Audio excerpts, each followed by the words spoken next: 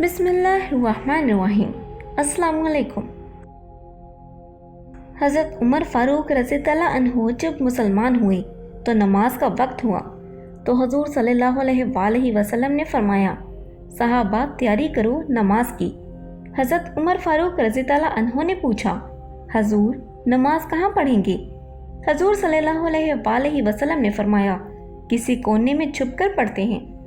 حضرت عمر فاروق نے کہا، حضور آپ کے قدموں پہ میرے ماں باپ قربان، اگر اب بھی چھپ کر نماز پڑھیں تو عمر کے مسلمان ہونے کا کیا فائدہ؟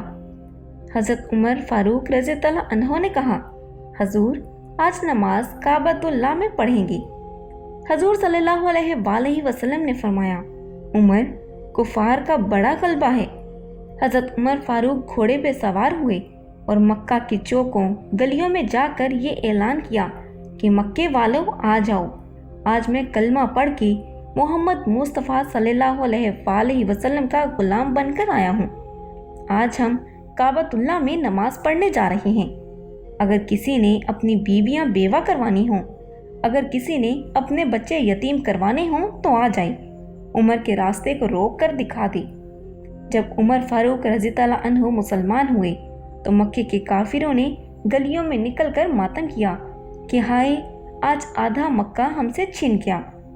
حضرت عمر فاروق رضی اللہ عنہ واپس آئے، حضور صلی اللہ علیہ وآلہ وسلم سے کہا، اے میرے حضور آپ آگے چلیں، میں آپ کے پیچھے چلتا ہوں، بیت اللہ میں نماز پڑھیں گے۔ میں دیکھتا ہوں کہ اس کافر کی جرت ہوتی ہے جو ہمارا راستہ روکے۔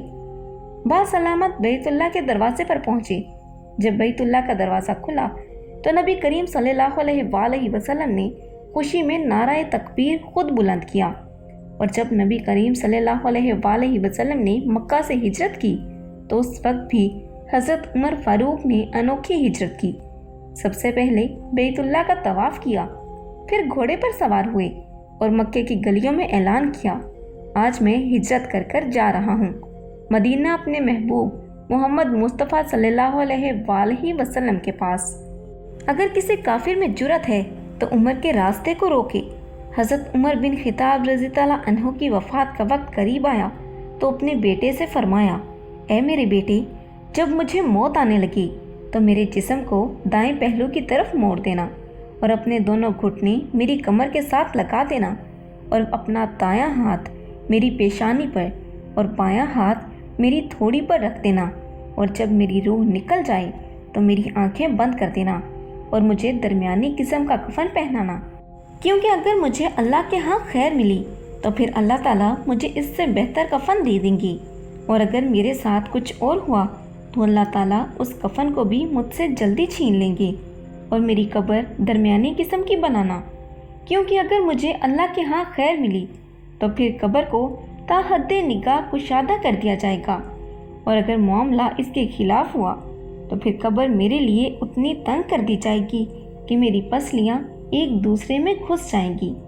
میرے جنازے کے ساتھ کوئی عورت نہ جائے، اور جو خوبی مجھ میں نہیں ہے اسے مت بیان کرنا، کیونکہ اللہ تعالیٰ مجھے تم لوگوں سے زیادہ جانتے ہیں، اور جب تم میرے جنازے کو لے کر چلو تو تیز چلنا، کیونکہ اگر مجھے اللہ کے ہاں سے خیر ملنے والی ہے تو تم مجھے اس خیر کی طرف لے جا رہے ہو، اس لیے جلدی کرو، اور اگر معاملہ اس کے خلاف ہے تو تم ایک شر کو اٹھا کر لے جا رہے ہو، اسے اپنی گردن سے جلدی اتار دو۔ وفات سے قبل حضرت سیدنا عبداللہ بن عمر رضی اللہ عنہ بیان کرتے ہیں کہ سیدنا عمر رضی اللہ عنہ نے کہا، کسی طبیب کو بلاؤ تاکہ وہ میرے زخم کا معائنہ کرے۔ چنانچہ ایک عربی طبیب کو بلوایا گیا، اس نے سیدنا عمر رضی اللہ عنہ کو نبیز پلایا۔ جب وہ ناف کے نیچے والے زخم سے خون آمیز نبیز کی صورت میں خارج ہو گیا تو نبیز خون کا مشابہ ہو گیا۔ سیدنا ابن عمر رضی اللہ عنہ کہتے ہیں، پھر میں نے بنی معاویہ کے انصار میں سے ایک دوسرا طبیب بلوایا، اس نے آ کر سیدنا عمر رضی اللہ عنہ کو دودھ پلایا، لیکن وہ تو زخم کے راستے سے صاف سفید دودھ ہی نکل آیا۔ طبیب نے کہا، امیر المومنین وصیت کر لو، آپ فوت ہونے والے ہیں۔ یہ سن کر سیدنا عمر رضی اللہ عنہ نے کہا، بنو معاویہ کا یہ بھائی سچ کہہ رہا ہے، اگر تم کوئی اور بات کرتے तो मैं उसको गलत समझता।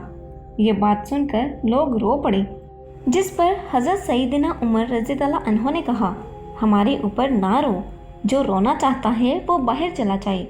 क्या तुम लोगों ने रसूलुल्लाह सल्लल्लाहु अलैहि वसल्लम का ये इरशाद नहीं सुना कि मैयत को उसके अहलो अयाल के रोने की वजह से अजाब दिया जाता है?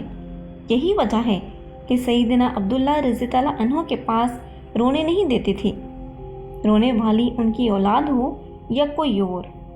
अगर आपको हमारी वीडियो अच्छी लगी है तो इसे लाइक कीजिएगा और सदका जारिया समझते हुए अपने दोस्तों में ज़रूर शेयर करें और अल्लाह के 99 नामों में से एक नाम ज़रूर कमेंट में लिखें।